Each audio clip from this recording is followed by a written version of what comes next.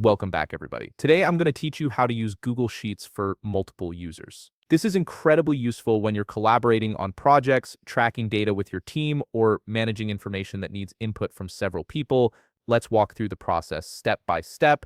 First, you'll want to navigate to workspace.google.com and log into your account. Make sure you're using the correct Google account that has access to the spreadsheet you want to share. Once you've entered your credentials and successfully logged in, you'll land on your Workspace dashboard where all your Google apps and files are accessible. Once you're on the Workspace dashboard, simply click on the spreadsheet that you want to share with multiple users.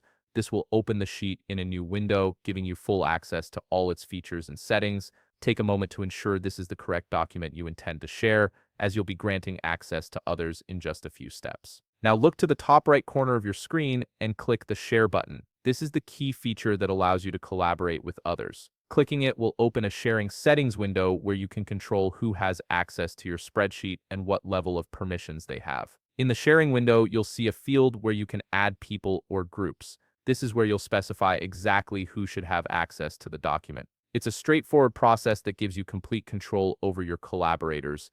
Input an email address into that field and hit enter. You'll notice that after entering the first email, the field remains active, allowing you to input more people. This feature is particularly handy when you need to share the sheet with multiple team members at once. Just keep adding email addresses one after another, pressing enter between each one. Beside the email field, you'll see a drop-down menu. Click on it and make sure it's set to editor. This permission level is crucial because it determines what users can do with your spreadsheet. Setting it to editor allows them to make changes, add data, and modify the content, which is typically what you want for true collaboration. If you prefer more restricted access, you can choose viewer or commenter instead, but for multiple users working together, editor is usually the best choice. Next, check the checkbox labeled Notify People.